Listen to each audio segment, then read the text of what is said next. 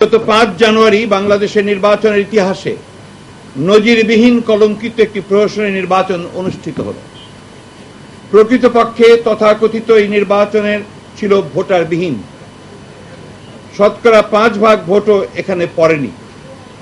153টি আসনে কোনো প্রতিদ্বন্দ্বিতা ছাড়াই আওয়ামী জোটের একক প্রার্থীগণ নির্বাচিত ঘোষিত হয়েছেন।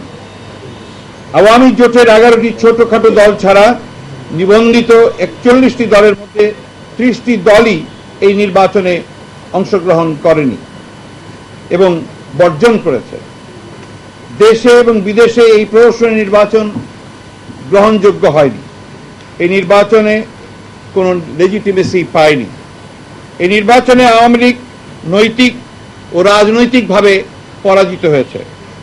আর সেই কারণেই দেশবাসী দৃষ্টি অন্যদিকে ফেরানোর জন্য দেশের বেশ কয়েকটি স্থানে সাম্প্রদায়িক সংঘাত সৃষ্টি করা হয়েছে। নির্বাচনের ইস্যুকে কেন্দ্র করে অত্যন্ত সুপরিকল্পিতভাবে এই অস্থিতিশীলতা ও সহিংসতা সৃষ্টি করে জনগণ আন্তর্জাতিক মহলকে বিভ্রান্ত করার অপচেষ্টা করা হচ্ছে। আমরা অত্যন্ত উদ্বেগ উৎকণ্ঠার সঙ্গে লক্ষ্য করছি, একই সঙ্গে নির্বাচনের দিন ও নির্বাচন উত্তর সহিংসতার মিথ্যা অভিযোগ এনে বিরোধী দলের নেতা কর্মী ও সমর্থকদের উপর ভয়াবহ নির্যাতন শুরু করা হয়েছে। যৌথ বাহিনী দিয়ে গ্রামের পর গ্রাম সাধারণ নিরীহ জনসাধারণকে হত্যা, গুম, খুন, গণগ্রেফতার ও হয়রানি করা হচ্ছে এবং প্রকৃতপক্ষে এই গ্রামগুলো এখন মানুষ শূন্য হয়ে পড়ছে। বাড়িঘর, ব্যবসা কেন্দ্র ভাঙচুর, লুটতরাজ ও একই সঙ্গে মানুষের জীবনকে দুর্বিষহ করে তুলেছে। একটি মিথ্যা মামলায় হাজার হাজার অজ্ঞাতনামা আসামির উল্লেখ করে গণগ্রেফতার বাণিজ্য শুরু করা হয়েছে। সবচেয়ে আতঙ্কজনক হয়ে উঠেছে গুম এবং বিনা বিচারে হত্যা। গুম, এমনকি এজাহারভুক্ত আসামিদের হত্যা করে ফেলে রাখা হচ্ছে। আমি এই বিষয়ে আপনাদেরকে একটি পরিসংখ্যান দিতে চাই। এখন পর্যন্ত 6টি বিভাগে মোট 222 জন আহত হয়েছেন। চট্টগ্রাম বিভাগে 101 জন, সিলেট বিভাগে 3 জন, রাজশাহী বিভাগে 40 জন, রংপুর বিভাগে 15 জন, খুলনা বিভাগে 50 জন, ঢাকা বিভাগে 13 জন, মোট 222 জন নিহত হয়েছেন এবং বরিশালে 5 জন, মোট 227। মোট গুম এখন পর্যন্ত আমাদের দলীয় তথ্যের ভিত্তিতে 187 জন এবং যৌথ বাহিনীর এই অভিযানে 18 দল সহ মোট নিহতের সংখ্যা 294 জন।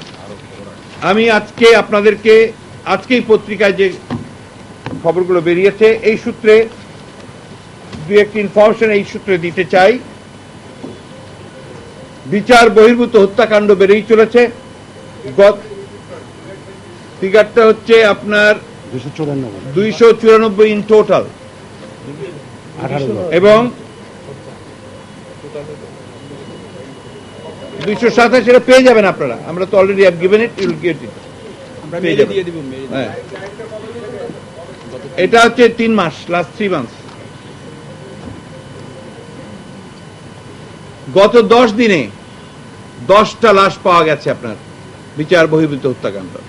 এবং আপনারা সবাই জানেন যে নীলফামারীতে আসাদুজ্জামান নূর সাহেবের গাড়ির উপরে হামলার অপরাধে যাদেরকে অভিযুক্ত করা হয়েছিল, আসামি ছিলেন, তাদের 1 জন, 2 জন, 3 জন ইতিমধ্যে লাশ পাওয়া গেছে এবং 2-1 জনকে খুঁজে পাওয়া যাচ্ছে না।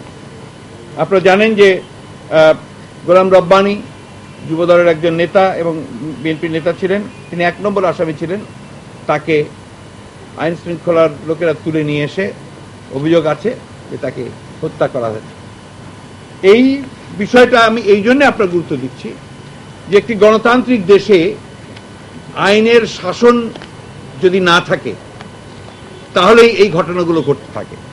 এবং আমরা সব সময় অতীতেও দেখেছি আপনার যে কোনো দেশে যখন স্বৈরাচারী সরকার বা এক নায়কতন্ত্র প্রতিষ্ঠিত হয়, গণতন্ত্র যখন নির্বাসিত হয়, তখন এইভাবে বিরোধী পক্ষকে গুপ্ত হত্যার মধ্যে দিয়ে, গুম করার মধ্যে দিয়ে, খুন করার মধ্যে দিয়ে ভিন্ন মত যারা পোষণ করেন তাদেরকে নির্মূল করা হয়।